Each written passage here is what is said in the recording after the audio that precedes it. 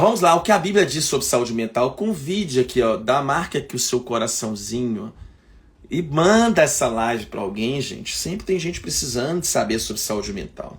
A situação é grave. Olha, o Brasil é o campeão mundial de ansiedade, né? Dados da Organização Mundial de Saúde. 5º colocado em depressão no mundo. Outra coisa muito importante sobre o país, que as pessoas subestimam muito, né? Nós tivemos aumento de 26% nos quadros de depressão e de ansiedade aí durante a pandemia. Gente, e uma coisa muito importante, né? Não há marcador que deve ser ignorado em relação ao caminhar do fim dos tempos, mas há uma deterioração da saúde emocional das pessoas, e isso para mim é uma clara evidência dos tempos do fim. Por que eu estou dizendo isso? Em 2 Timóteo 3, Paulo diz assim que perto do fim os homens serão. Vamos lá, vamos ler aqui a Bíblia antes de falar sobre depressão. Mas eu queria mostrar para vocês uma coisa aqui. 2 Timóteo 3. Nos últimos dias teremos tempos terríveis. Os homens serão egoístas, avarentos, presunçosos, arrogantes, blasfemos, desobedientes aos pais, ingratos, simples, sem amor pela família, irreconciliáveis, caluniadores, sem domínio próprio, cruéis, inimigos do bem, traidores, precipitados, soberbos, mais amantes dos prazeres do que amigos de Deus, tendo aparência de piedade, mas negando o poder. Vejam, a Bíblia diz que perto, à medida que, e esse texto aqui no original diz isso, à medida que o comportamento das pessoas vai ser marcado por uma sociedade hedonista e narcisista. E não em transtornos mentais, não estou falando aqui de transtorno narcisista ou de psicopatias, estou dizendo de gente comum, né? As pessoas se tornarão mais irreconciliáveis, mais profanas, mais ingratas, mais desobedientes, mais sem amor pela família, mais amantes dos prazeres do que amigos de Deus. Então, vocês têm que entender isso. Isso é uma coisa bíblica. A estrutura do funcionamento psíquico, social, ela vai piorar à medida que o tempo do fim se aproximar. Veja o que a mensagem diz, que é a versão da linguagem de hoje. Não seja ingênuo, tempos difíceis vêm por aí. À medida que o fim se aproxima, os homens vão se tornando egocêntricos, loucos por dinheiro, fanfarrões, arrogantes, profanos, sem respeito para os pais, cruéis, grosseiros, interesseiros sem escrúpulos, irredutíveis, caluniadores, sem autocontrole, selvagens, cínicos, traiçoeiros, impiedosos, vazios, viciados em sexo e alérgicos a Deus. Eles vão fazer da religião um espetáculo, mas nos bastidores se comportam como animais, fico longe deles. 2 Timóteo 3, na versão A Mensagem. 2 Timóteo, capítulo 3. Então, deixa eu dizer uma coisa para você que está assistindo aqui. Essa deterioração emocional, ela é um caminho sem volta, né? E isso não é uma coisa restrita à idade adulta. Tudo isso se catalisa, por exemplo, também nas crianças. Nós tivemos um aumento entre 2005 e 2015 de alguns estudos de até mais de 150% de tentativas de suicídio em crianças e adolescentes. Até faixas etárias que você não tinha as tentativas de suicídio, crianças de 10 anos de idade, 8 anos de idade, você hoje vê crianças de 8, 10 anos de idade com depressão e tentativas de suicídio. Então, isso é uma coisa importante. Segunda coisa, o próprio Jesus falou uma coisa muito interessante, que o amor de muitos iria se esfriar, né? O amor é um termômetro de uma sociedade saudável, né? E a frieza, a indiferença é um termômetro de uma sociedade doente. Se Paulo diz e reflete aqui uma sociedade compulsiva, narcisista e hedonista, em 2 Timóteo 3, Jesus define a sociedade do tempo do fim como uma sociedade onde o amor iria se esfriar. Então a sociedade é o esfriamento do amor, o esfriamento das relações, o esfriamento do se importar. Por isso que Paulo fala, sem amor pela família. Você vê hoje os divórcios, o jeito que as pessoas abrem mão do casamento e tudo. Então, prestem atenção nisso. A questão da saúde mental é uma coisa urgente e necessária. A segunda coisa que é importante dizer aqui hoje. Se fala muito pouco sobre saúde mental nas igrejas. Se fala muito pouco. Veja, a Lifeway fez uma pesquisa nos Estados Unidos sobre o quanto os pastores falam sobre saúde mental. Olha que interessante. 66% dos pastores praticamente não falam sobre saúde mental nas suas comunidades. Não tem pregações dirigidas à temática da saúde mental. 20 e poucos, alguma coisa, eu não lembro o dado, 30, não lembro. Acho que 30% falam ocasionalmente, uma vez ou outra. Só 3% dos pastores pregam sermões relacionados à saúde mental. Eu não estou dizendo que pastor tem que ser terapeuta ou psiquiatra, não é isso. Eu estou dizendo de você falar sobre a saúde mental, sobre você instruir as pessoas sobre saúde mental, sobre você trazer esse tema. Por quê? Porque fica parecendo que essa coisa não é da igreja. Fica parecendo que esse tem saúde mental é coisa de ímpio. Fica parecendo que essa coisa de saúde mental não acontece em recintos evangélicos. Fica parecendo que o cristão, quando ele converteu, ele tomou uma vacina que imunizou ele de ter problemas de saúde mental. E, obviamente, nós sabemos que isso não é verdade, né? Você segue tendo problemas de saúde mental, mesmo sendo crente. Então, falamos muito pouco de saúde mental. Outro ponto importante. O número de tentativas de suicídio, o número de cristãos que tentam suicídio é muito grande. E ao contrário do que as pessoas pensam, ao longo da história da igreja, vários homens de Deus tiveram depressão, ansiedade e outras questões. Então veja, se você olhar Martin Luther King, Charles Spurgeon, Martinho Lutero, vários desses homens de Deus passaram por crises emocionais terríveis, né? Eu tenho aqui no consultório uma gama absurda de missionários que eu atendo, dessas missões por aí. E eles são missionários e têm depressão, têm ansiedade, têm tentativas de suicídio. Já atendi missionários que, voltando do campo após viverem experiências fortes com Deus, o choque contracultural foi tão forte de voltar para o país que eles tentaram suicídio. Então, nós não somos imunes como nós pensamos, né? Nós não somos vacinados como nós pensamos. Então, eu queria que você entendesse isso também.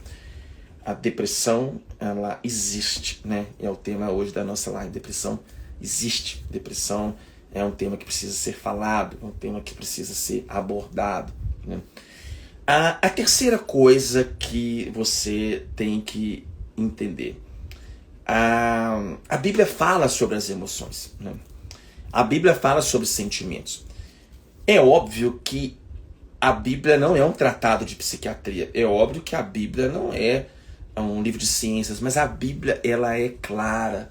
Deus não escondeu na Bíblia que pessoas que andaram com Ele, que pessoas que tiveram uma espiritualidade bacana, pessoas que tiveram experiências com Ele, a Bíblia não escondeu que essas pessoas tiveram momentos de depressão. E, aliás, a Bíblia diz que muitas dessas pessoas que andaram com Deus, elas pediram para si a morte. Elas pensaram em desistir. Elas chegaram em algum momento da vida delas onde elas disseram assim: não quero mais. Senhor, me leva. Eu não aguento mais esse mundo, né? E aí, não é uma escatologia apenas, eu já refugio a glória eterna de Jesus, o Rei dos Reis. Não é isso. O que a Bíblia mostra é que pessoas tomadas pela angústia, pela dor, elas pensaram em desistir. Vamos a alguns textos bíblicos. Vamos ler aqui Jeremias no capítulo 20. Tem vários, mas não vai dar tempo, porque a live tem horário, né? E eu tenho que dormir. Jeremias no capítulo 20. Jeremias capítulo 20, uma história impressionante. Jeremias foi um cara extraordinário. Aliás, se você não leu um livro chamado Corra com os Cavalos, você tem que ler.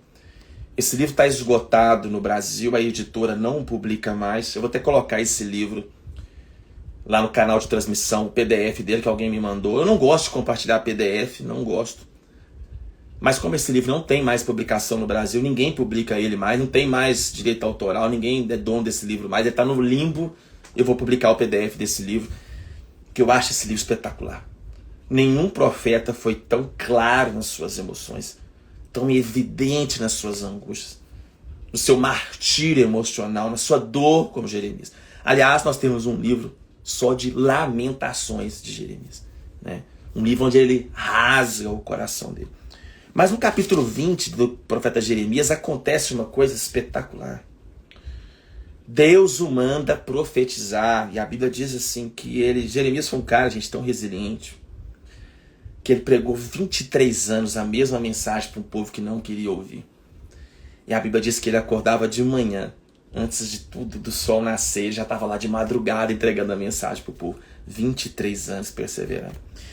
Certo dia ele foi pregar no templo, e os pastores, os teólogos da época dizendo que estava tudo bem, o povo estava indo lá, vai dar tudo certo, vamos seguir em frente, amém. E ele vai lá e prega uma mensagem dura. E o sacerdote da época, Pazur, pega Jeremias e dá um pau nele, bate nele, espanca ele e coloca ele amarrado num tronco. E aí o capítulo 20 começa, a tradução de Eugene Peterson, a mensagem. Olha que interessante. Maldito seja o dia 2014, o dia em que eu nasci. O dia em que minha mãe me deu à luz. Seja maldito, repito. Seja maldito o homem que levou a notícia ao meu pai. Você ganhou um filho, menino. Como ele ficou feliz. Que aquela notícia de nascimento seja esquecida, apagada dos registros, e que o homem que trouxe seja caçado até morrer, por causa da má notícia que ele trouxe. Ele deveria ter me matado. Olha que interessante. Ele deveria ter me matado. Você já passou assim, nossa, por que eu nasci? Eu devia ter nascido. Antes de eu nascer, o útero seria o meu túmulo. Ele desejou não ter nascido em um momento da vida dele. Jeremias, em um momento da vida dele, ele preferiu não ter vindo ao mundo. Ele preferiu não ter vindo à existência. Minha mãe ficaria grávida pelo resto da vida, ou seja, era melhor minha mãe então ter me deixado na barriga o resto da vida do que eu ter nascido. Capítulo 20, versículo 14. Estou seguindo o 14. O último versículo. Porque eu saí do útero materno. A vida até agora tem sido apenas tribulação e lágrimas. E o que está por vir não é diferente. Olha a sensação. A minha vida até agora, ela tem sido tribulação e lágrimas. E o que está por vir não é diferente. Aí tu escuta os arautos da prosperidade, de que Jesus é alegria e euforia todos os dias, de que o crente não fica triste, de que o crente é alegria eterna, de que você não pode ter dias maus. Mentira. Vários profetas bíblicos que tiveram muito mais experiência com Deus do que nós temos, eles pensaram em desistir. Eles pediram para ser a morte. Vamos lá, vamos ver o outro. 1 Reis 19. Tem vários, tem Davi na sua depressão. Vamos ler mais. 1 Reis 19. Profeta Elias. Elias era espetacular. Fazia chover fogo dos céus. Elias foi o homem que mudou a previsão do tempo. Não vai chover em Israel 3 anos e meio. Não vai. E não choveu. Elias era o cara que ressuscitava morto. Elias foi o homem que matou os profetas de Baal, a espada. Foi um homem que mostrou quem era Deus. Um homem que tinha tanto respeito que as pessoas, quando ele via ele na esquina, olhavam e falavam assim: opa, lá vem o profeta Elias. Mas a Bíblia nos mostra que, juntamente com Jeremias e tantos outros, Elias também pediu para si a morte. Veja o que a Bíblia diz, 1 Reis 19.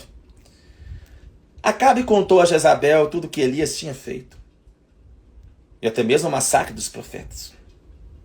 Jezabel imediatamente enviou um mensageiro para ameaçar Elias, dizendo: os deuses vão castigar você por isso, vão me vingar de você. Juro que amanhã, a esta hora, você estará morto. Quanto àqueles profetas. Elias, gente, tinha acabado de matar centenas de profetas de Baal. Veja, esse texto ele é chocante. O homem tinha acabado de, pelo poder de Deus, ter matado centenas de profetas de Baal. E ele estava tão bem, ele estava tão consciente da sua missão, ele estava tão consciente do ministério dele, que quando ele vai fazer o desafio aos profetas de Baal, ele diz uma coisa muito interessante. Ele fala assim: orem mais, pode ser que esse Deus de vocês esteja tomando banho. Ele não está ouvindo a oração de vocês. Você vê o cara tomado por uma certeza de quem ele era, tomado por uma vocação, tomado por uma unção profética, um sujeito consciente da vocação, do chamado, daquilo que Deus ia fazer. Um homem tão forte em Cristo, na sua vida, mas quando ele quebra emocionalmente, quando ele entra num burnout, quando ele entra em depressão, quando a emoção dele está abalada, ele foge de uma mulher. Olha que coisa. Você em um mês, a gente não sabe o tempo, talvez durou dias. Você no domingo você mata centenas de profetas de Baal. E depois você corre da Jezabel. Não era o medo da Jezabel. Não tinha nada de medo. Ele já lutava com a Jezabel há muito tempo. Jezabel já ameaçava ele há muito tempo. Jezabel vinha matando os profetas à espada há muito tempo. A questão é que quando você está emocionalmente mal, você perde a sua identidade espiritual. Quando a sua emoção ela está destruída, isso afeta a sua fé. Quando você está num esgotamento psíquico, isso prejudica a sua percepção espiritual. Veja o que o texto diz. Quando Elias percebeu a situação, fugiu para Bérseba, no extremo sul de Judá. Deixou seu ajudante ali e caminhou mais um dia no deserto. Chegou até um zimbro, sentou-se à sombra e pediu para morrer. Basta, ó Eterno, leva a minha vida. Estou pronto para descer à sepultura com os meus antepassados. Exausto, caiu no sono debaixo do zimbro. Outra tradução diz assim: e pediu para si a morte. Veja, há várias pessoas que são de Deus, que têm experiências com Deus, mas em alguns momentos da vida, eu dei 2 exemplos aqui, eu poderia dar mais, Davi no Salmo 33, 31, vários, né? Eu não vou dar todos, mas veja, várias pessoas que andaram com Deus na história, viveram momentos em que, em alguns momentos da vida deles, quebrados emocionalmente, destruídos psiquicamente, com as suas emoções abaladas, essas pessoas pediram para si a morte. Elas desejaram não ter existido. Elas pediram para Deus as levar. Elas pediram para não ter nascido. Pediram para Deus os levar para a eternidade. Então veja, essas histórias dos profetas, elas quebram vários tabus. Primeiro, as histórias dos profetas e de outros na Bíblia dizem que você pode andar com Deus e ter dias de tristeza extrema. Você pode andar por Deus e ter dias de angústia extrema. Você pode andar com Deus e ter dias de aflição emocional extrema. Segundo, que você pode andar com Deus e ter tristeza mortal. Você pode ter uma tristeza pesada. Veja, olha aqui, ó, que interessante. Vou pegar aqui um texto até do meu livro. Olha que coisa mais interessante. Ah, Ismael, mas eles eram os profetas. Nós estamos na nova aliança. Veja bem, sobre Jesus. Mateus 26, 38. Disse-lhes então Jesus: a minha alma está profundamente triste, numa tristeza mortal. Fiquem aqui e vigiem comigo. Opa, caiu aqui. Vamos ler a versão na linguagem de hoje. Mateus 26, 38. Então, vamos ler o 36. Eles foram para um jardim chamado Getsêmani. Jesus disse aos seus discípulos: fiquem aqui enquanto eu vou orar mais adiante. Levante consigo Pedro e os 2 filhos de Zebedeu. Ele mergulhou. Olha que interessante. Jesus mergulhou numa tristeza agonizante e declarou: a tristeza que eu sinto é uma tristeza de morte. Fiquem aqui e vigiem comigo. Veja, Jesus foi 100% homem e 100% Deus. Jesus foi uma pessoa que não pecou, mas Jesus viveu todas as emoções humanas que um humano poderia experimentar. Isso é uma coisa que nós temos que compreender. Então, queria que vocês entendessem isso. Jesus, o Filho de Deus, ele sentiu todas as emoções humanas que vocês poderiam experimentar. Então, assim como Jeremias e Elias tiveram tristezas que os fizeram pedir para ser a morte, Jesus não pediu para ser a morte, mas Jesus expressou os seus sentimentos. Jesus expressou suas dores. Então, quando alguém dizer para você assim, você tem Jesus, você não pode ter tristeza, você não pode ficar triste, porque você é crente. Você tem Jesus porque Jesus é alegria, euforia. Você fala, opa, peraí. Mateus 26, 38 diz que Jesus, ele sentiu tristeza, e uma tristeza mortal. É óbvio, gente, que eu não estou comparando a nossa tristeza do dia a dia com a tristeza de Jesus na crucificação. Não estou dizendo isso, viu? Mas eu estou dizendo que Jesus nos mostra que não é pecado sentir tristeza. Que não é pecado sentir angústia. Que não é pecado sentir aflição. Vou ler aqui um pedaço do meu livro. O relato de Mateus sobre Jesus no Getsêmani é altamente elucidativo. O Senhor Jesus foi levado ao limite da tristeza, da angústia e da solidão.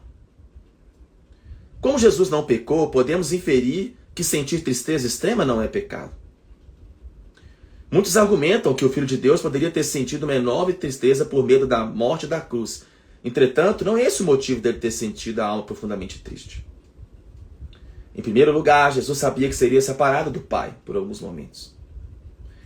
Ele expressou o sofrimento a esse respeito ao dizer: meu Deus, por que me desamparaste? Isaías nos diz que Jesus foi um homem de dores e experimentado no sofrimento. Vimos no capítulo anterior que o mestre se entristeceu com a morte de Lázaro e ao contemplar o futuro de Jerusalém. Acredito que ele também sentiu tristeza em outros momentos da vida. Infelizmente, o conceito sobre a humanidade de Jesus, o fato dele ter vivenciado os diversos tipos de sentimentos humanos, é pouco ensinado na caminhada cristã. Penso que todos aqueles que vivem um episódio depressivo deveriam compreender que o Salvador da humanidade sabe o que é sentir todo tipo de tristeza, até mesmo as mais profundas. Olha que bonito! Hebreus capítulo 4, versículo 15, diz uma coisa muito bonita. Hebreus capítulo 4, versículo 15. Hebreus 4, 15. Hebreus 4, 15. Vou ler o 14.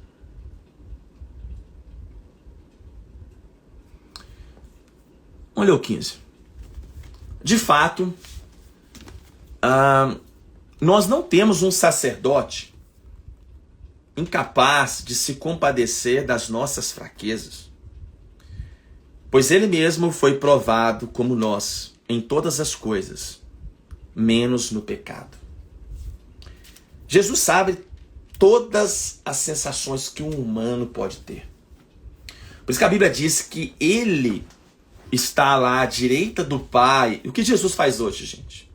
Além de sustentar o mundo, Jesus intercede por nós. Intercede por nós. E há uma questão. Jesus não desaprendeu o que ele aprendeu aqui.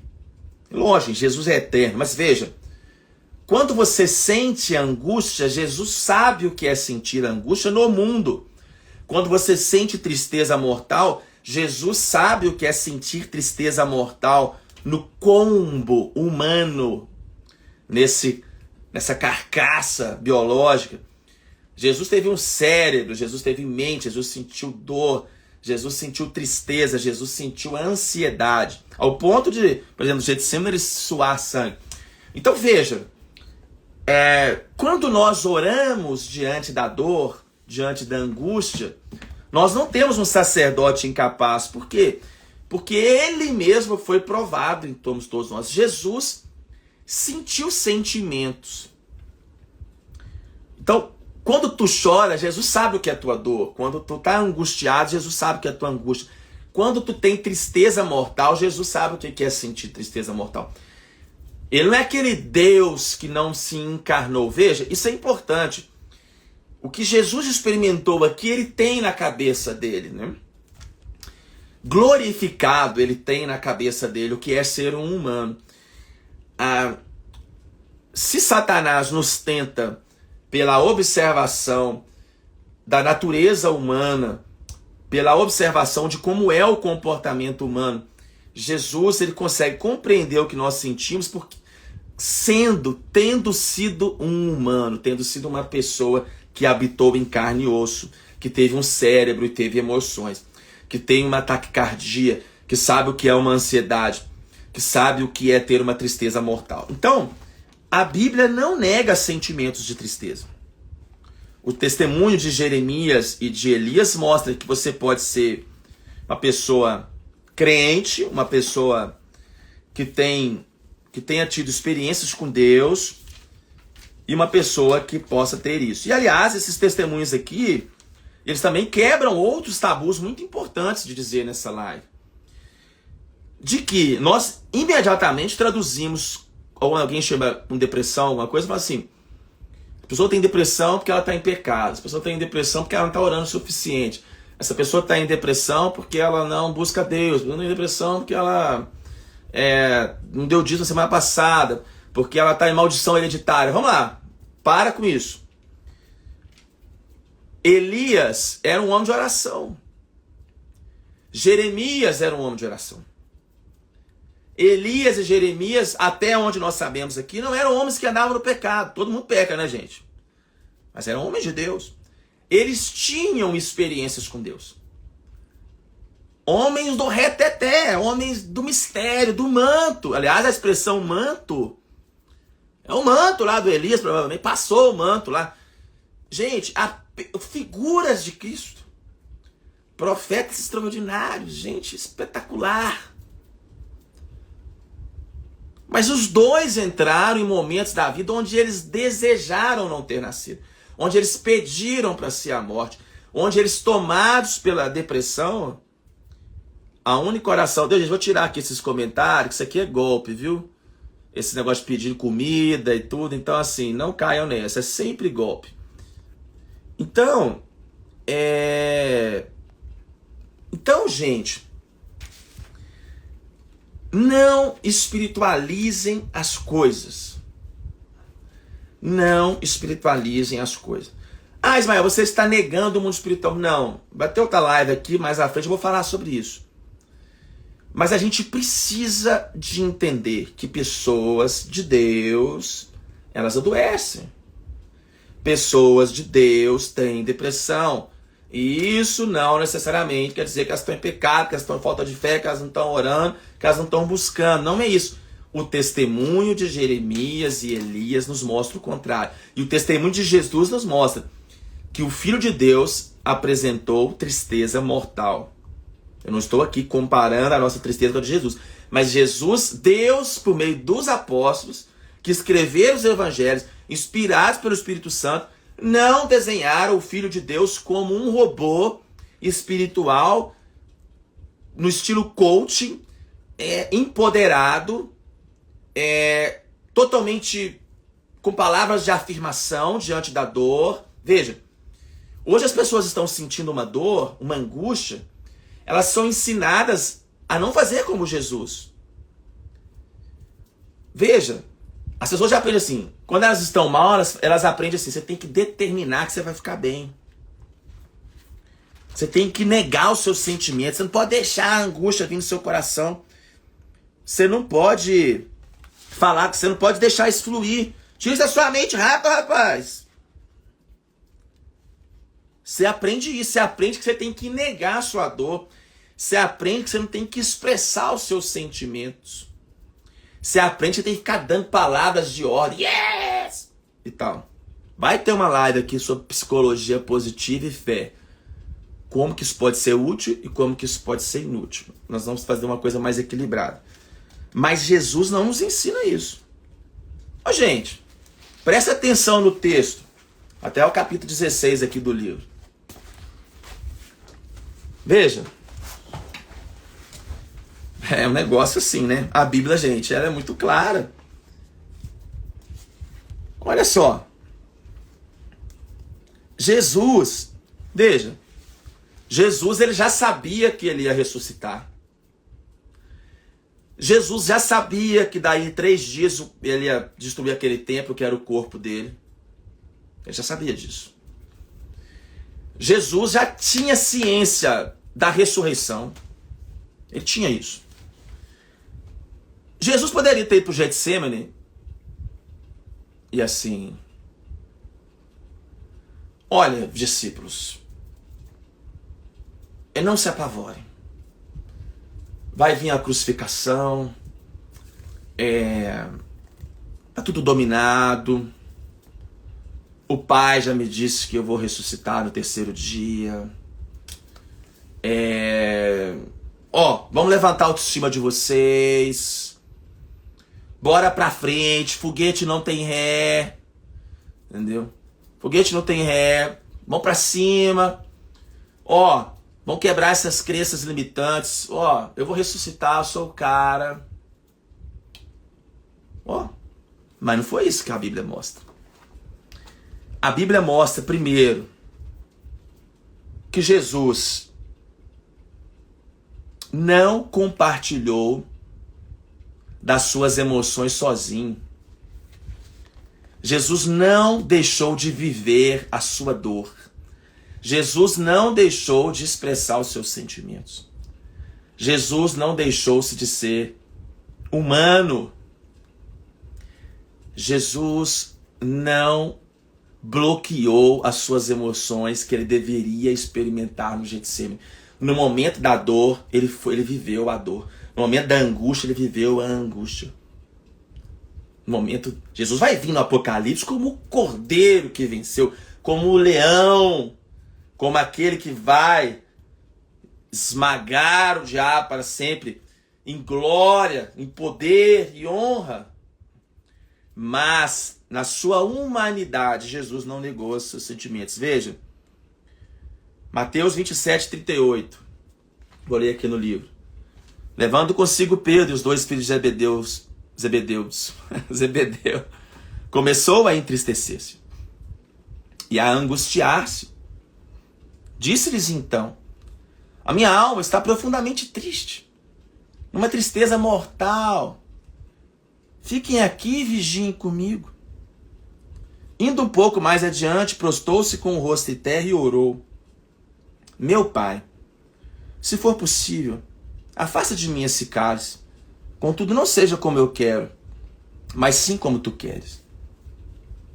Você está vendo Jesus aqui falando palavras de afirmação? Você está vendo aqui Jesus escondendo os sentimentos dele? Não. No momento da dor dele, Jesus chamou os amigos. Ele chamou Pedro e os 2 filhos de Zebedeu. Vem cá comigo, ó. Eu tô triste. Vem passar uma noite comigo. Vem conversar comigo, gente. Eu tô angustiado. Eu preciso de ajuda. Eu não quero ficar sozinho aqui. Tanto que depois ele chega lá com os caras, estão dormindo. A gente diz, pô, vamos embora, chegou minha hora aqui, que eles dormem, os discípulos. Mateus 27, versículo 37. Mateus 27, versículo 37. Vou ler aqui de novo na versão a mensagem, que eu acho muito bonito. Muito bonito, muito bonito, muito bonito. Mateus 27, versículo 37.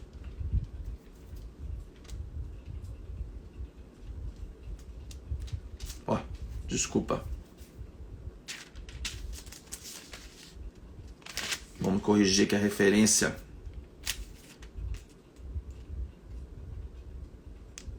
Jesus, meu Deus do céu. Tô caçando a linguagem de hoje aqui. Pera aí. Ai, Jesus. Vamos lá. 27, 37. Então, o que eu quero dizer com isso? Que essa tradução é do Eugene Peterson mesmo, viu? Mateus 26, desculpa. Isso mesmo. Mateus 26. Versículo 37. Desculpa, gente, não é o 27. É o 26. Por isso que eu estava aqui perdido. Vamos ler na versão. Tem que ler o Eugene Peterson. Não tem jeito de não ler o Eugene Peterson. Acho que ele... Vamos lá. Mateus 26.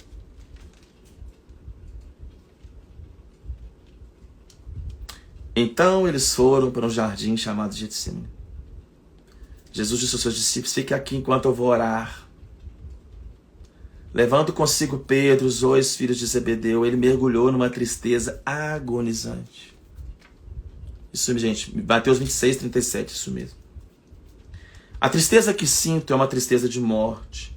Fiquem aqui e vigiem comigo. E muito pouco mais adiante, prostou-se no chão, orando.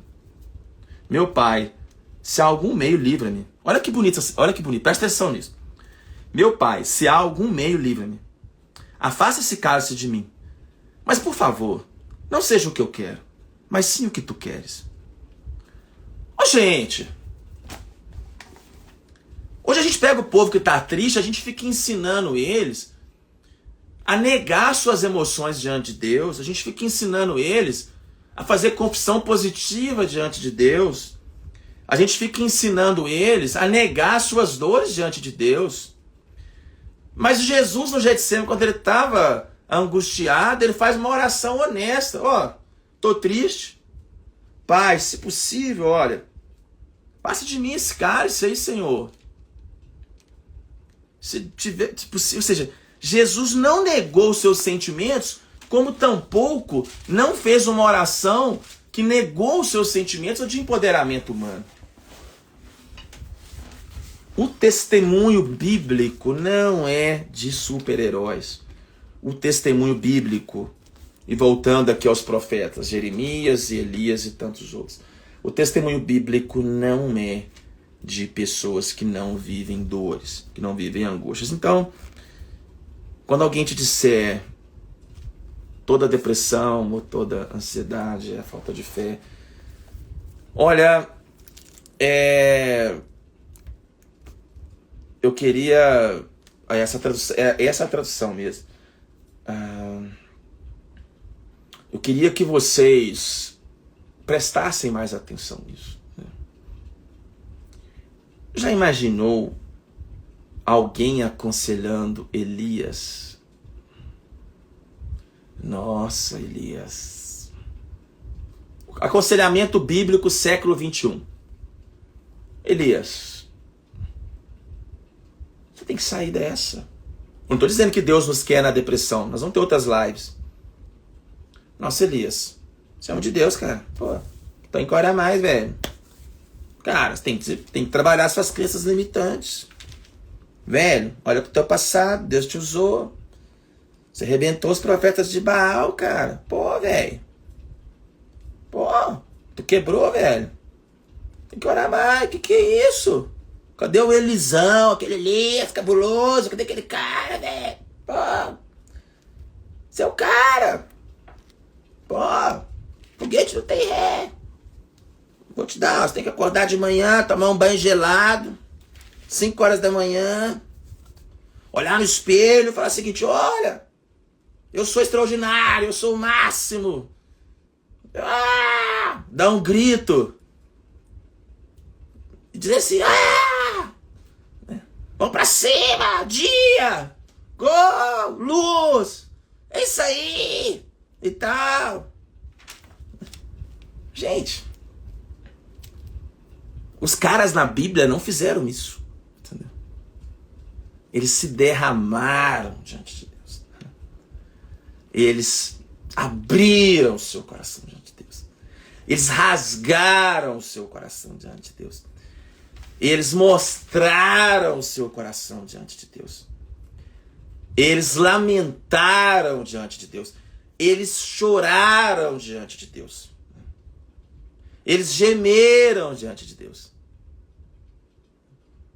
Eles rasgaram o coração em todos os seus sentimentos. Ninguém na Bíblia deixou de dizer o que sentia para Deus. Ninguém da Bíblia negou o que sentia para Deus. Ninguém na Bíblia negou as suas emoções. Deus conhece a sua estrutura, como diz o Salmo, e sabe que você é pó. Deus olha para você, Ele lê os seus sentimentos. Deus não quer que você negue suas dores. Deus não quer isso. Deus não te criou para ser um robô. Aliás, se isso funcionasse, as pessoas estariam melhores, as pessoas estão cada vez piores. Então, siga o exemplo de Jesus. Diante da dor, você ora com sinceridade. Diante da dor, você diz para os seus amigos: a minha alma está numa tristeza mortal. Pedro, Tiago, João. Veja, ele poderia ter dado uma de um mega empoderado para Pedro, Tiago e João, mas ele não quis. Ele disse para eles: olha, a minha alma está abatida numa tristeza mortal. E aí o cara vem dizer para você, alguém vem dizer para você, que você tem que estar bem todos os dias. Sendo que os profetas tiveram seus momentos de dor. E sendo, gente, desculpa, mas vocês têm que ler mais salmos. Salmo é a vida humana corrida. Salmos é gente como a gente. Eu gosto de Davi, que ele é gente como a gente. Amém, Senhor, me livre do adultério. Mas Davi era um cara espetacular. Um sujeito assim... Cara, um homem segundo o coração, porque era um cara que ele entrava na presença de Deus e a resposta dele era transparente. Há salmos que ele está: minha alma exulta no Deus da minha salvação. O Senhor é a força da minha vida. A quem temerei? Tem salmos que é assim, mas tem salmo que é: a minha alma está abatida até a morte.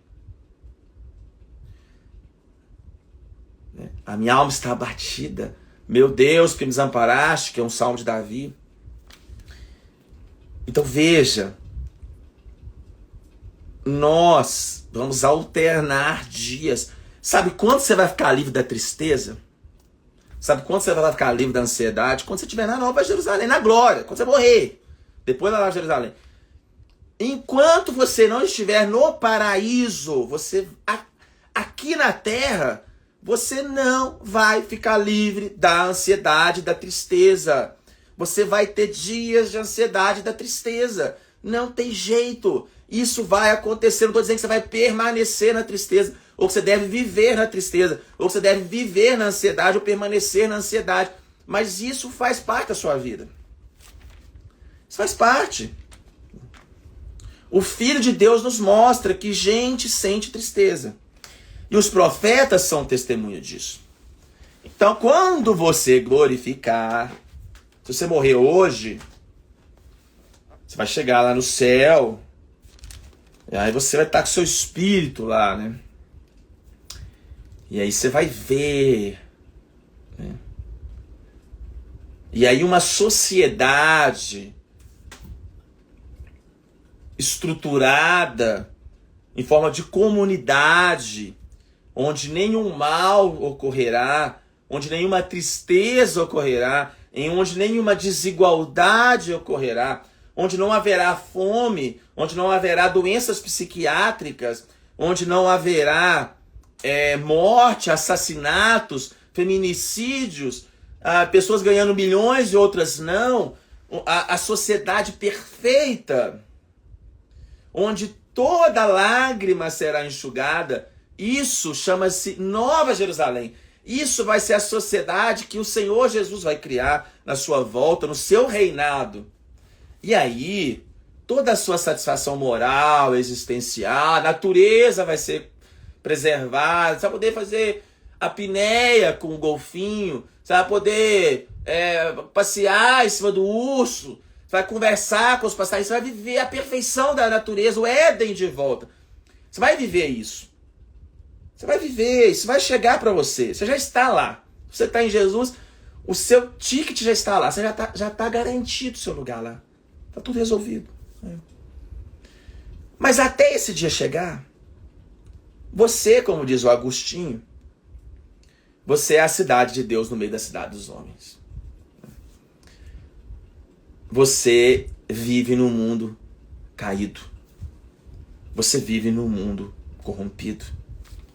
Você vive num mundo onde a criação aguarda a revelação dos filhos de Deus, onde a criação geme, onde o seu coração clama, onde você se sente angustiado. Olha uma frase do C.S. Lewis muito bonita. Olha que bonito. Deixa eu achar aqui.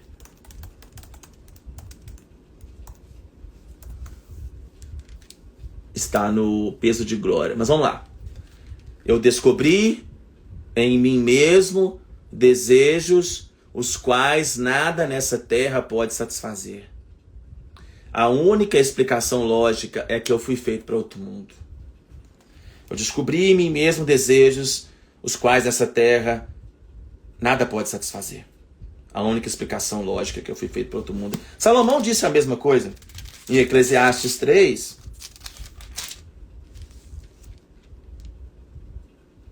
Olha que bonito.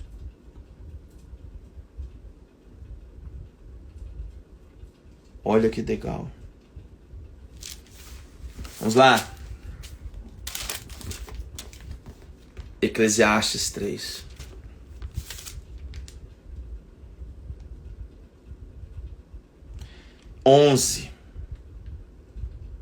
Ele fez tudo apropriado ao seu tempo. Também pôs no coração do homem o anseio pela eternidade.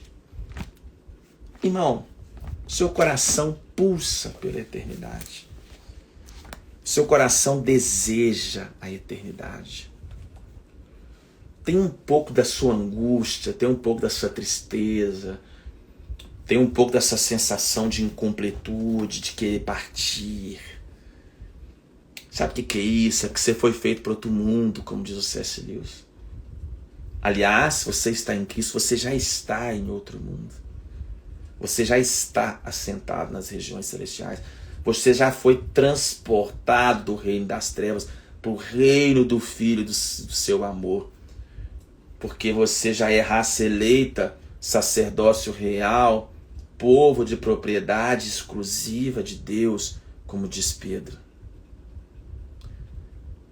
Só que o seguinte, você ainda é a cidade de Deus no meio da cidade dos homens.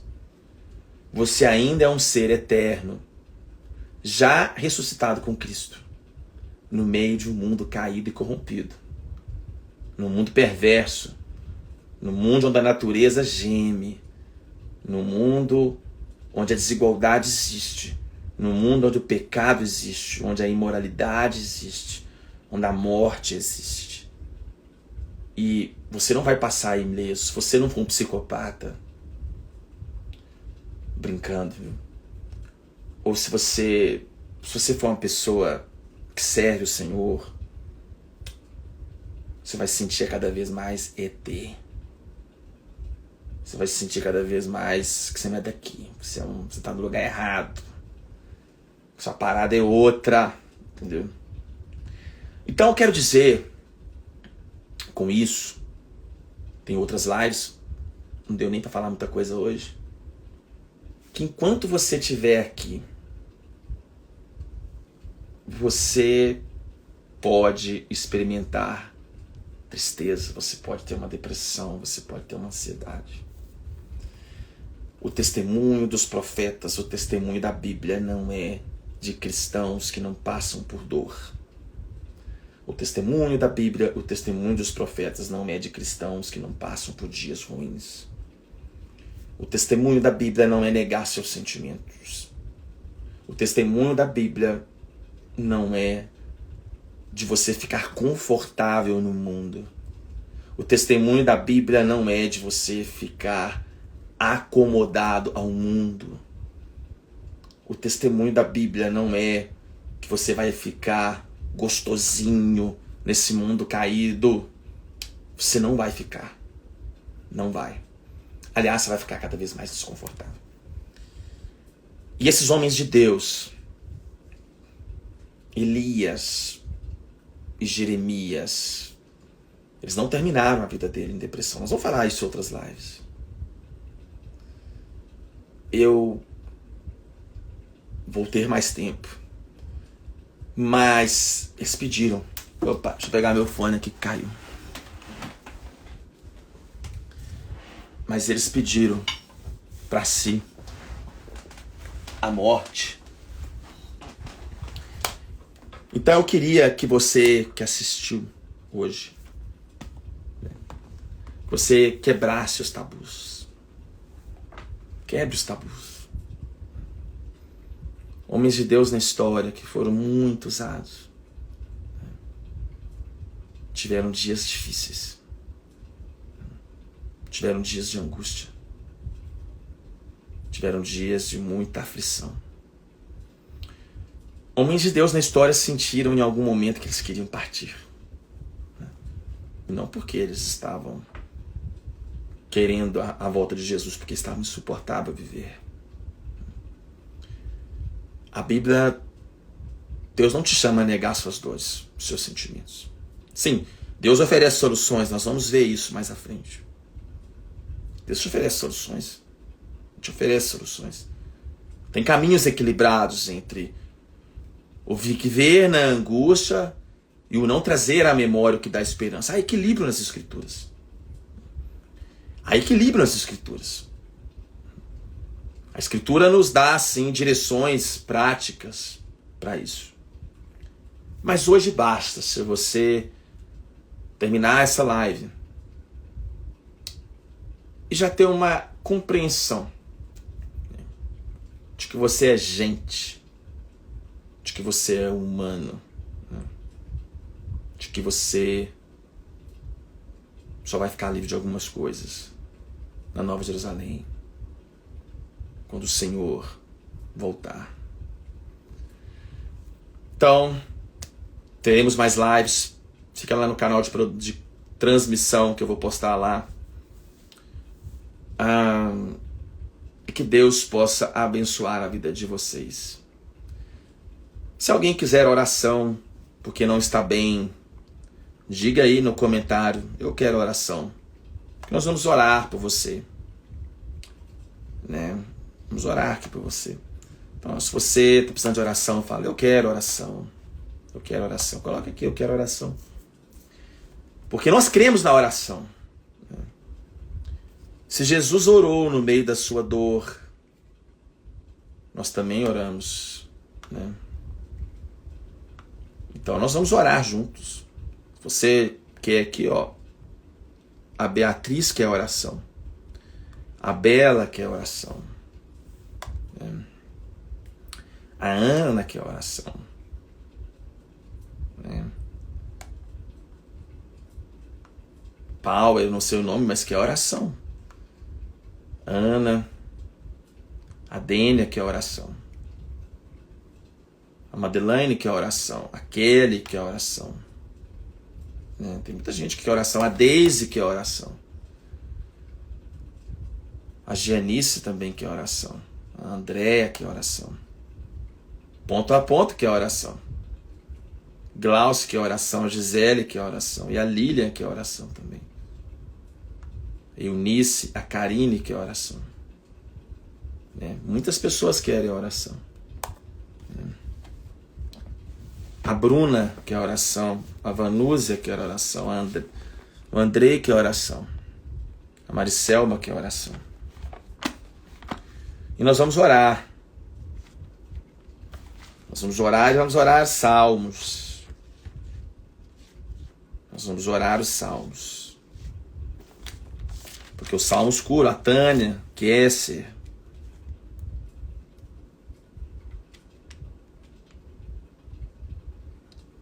Vamos orar. Vamos orar os salmos. Muita gente, Tuquinha, Lucilene, Gisele. Vamos orar os salmos mais conhecidos da Bíblia. Elton, Pedro. Vamos orar. O Salmo 23. Seu Deus, nessa noite nós oramos ao Senhor, Pai. Porque o Senhor é o nosso pastor. O Senhor é aquele que escuta os nossos sentimentos. O Senhor é aquele que nos ama, Senhor. O Senhor é aquele que conhece a nossa estrutura. Jesus, nós oramos ao Senhor porque sabemos que o Senhor não é um Deus insensível. O Senhor sabe o que é ser humano. O Senhor sabe o que é ter um dia de tristeza. Senhor Jesus, nós oramos ao Senhor nessa noite. Deus e Pai, nós oramos ao Senhor, Senhor Deus. Porque há tantos que não estão bem. E nós cremos, Senhor, pela fé, no nome do Senhor, assim como o Senhor disse àquele centurião, que ele poderia ir, que a distância estaria recebendo a cura. Que assim, Deus, a distância, nós cremos que há poder no nome de Jesus, Pai, para trazer cura àqueles que estão angustiados aqui do outro lado da tela. Deus, o Senhor é nosso pastor, que nada o Senhor deixa ter falta, Senhor Deus. Aqueles que estão assistindo, que eles estão em falta financeira, que eles estão em falta, Deus, espiritual, Senhor Deus, mas se eles estão em falta de paz, Senhor Deus, de alegria, de graça, que o Senhor traga paz, alegria e graça, Senhor Deus. Senhor Deus, o Senhor faça, Pai, cada um deitar em verdes pastos. Deus, como é difícil repousar no mundo acelerado, no mundo agitado, Senhor. No mundo inquieto, no mundo onde a gente é focado na produtividade. Senhor Deus, nos ensine a repousar, nos leve a repousar. Espírito Santo, leve a cada um aqui a repousar, Senhor, em verdes pastos. Não numa pedra, Deus, não num lugar desconfortável. Senhor Deus, tire essas pessoas que estão em lugares desconfortáveis. Os faz deitar em verdes pastos, Senhor Deus. Deitar, Senhor Deus, descansar, Senhor. Traz o descanso para a nossa alma, Senhor. Nós precisamos do descanso. Deus, conduz as pessoas aqui, Pai, a águas tranquilas. Há tantos aqui que estão vivendo tempestades, enfermidades. Deus, correntezas fortes, Senhor. Pai, tanta tribulação na cabeça, a mente não para. Senhor, que o Senhor venha, Deus, conduzir essas pessoas a águas tranquilas, Pai. Senhor Jesus, nos faz ter águas tranquilas, Pai. Eu oro, Senhor Deus, para que o Senhor restaura-nos o vigor, Senhor Deus. o vigor físico, o vigor emocional, espiritual. Quem está cansado, Senhor, que o Senhor faz forte o cansado e restaura as forças daquele que não tem mais vigor. Que assim o Senhor faz, Deus. Visita essas pessoas, ó Pai, que precisam de ter o vigor restaurado. Senhor, não tem poder em lives, não tem poder em textos, não tem poder, ó Deus e Pai, em palavras, mas tem poder na palavra do Senhor. Que a palavra do Senhor que seja viva e eficaz, que o Senhor venha restaurar o vigor das pessoas nessa noite, Pai. Guia-as, ó Deus, as pessoas na vereda da justiça, Pai. Pessoas que estão sem direção, que estão perdidas, que não sabem o que fazer, que estão, ó Deus, vivendo como zumbis. Guia essas pessoas, ó Deus, na vereda da justiça, Pai, por amor do Seu nome. Pai, se as pessoas que estão aqui estão andando por vales de sombra e de morte, que o Senhor, ó Deus, não deixe elas temerem mal algum, tire o medo, Senhor Deus. Que a Tua vara, Teu cajado as protejam, Pai. Que a proteção do Senhor, que elas possam saber, Deus, que elas estão escondidas debaixo do Seu esconderijo e que todas as coisas cooperam para o bem daqueles que Te amam, Senhor. Prepara, ó Deus, um banquete para elas, Senhor Deus. Um banquete, sobretudo, espiritual, de graça, de paz, ó Deus, que no mundo de perseguição, de injustiça, elas venham ter paz, Senhor Deus. Unge a cabeça dela com óleo, Pai, com óleo novo, com vida nova, com frescor espiritual novo, Senhor Deus. E que a Sua bondade e a Sua fidelidade venha a ser percebida, porque ela existe, Deus, mas que ela venha a ser percebida, visível na vida de cada um, Senhor Deus. E que elas tenham, ó Pai, a alegria de estar na casa do Senhor para sempre. Deus, que o Senhor nos restaure a alegria de estar na Sua presença, Pai. Que assim, ó Deus, o Senhor venha curar as nossas emoções, Senhor Deus. Nos abençoe e nos visite nessa noite, Pai. Deus, o Senhor é poderoso, Senhor. Traz cura sobre esses corações. É o que eu oro a Ti, ó Deus. Em nome de Jesus. Amém.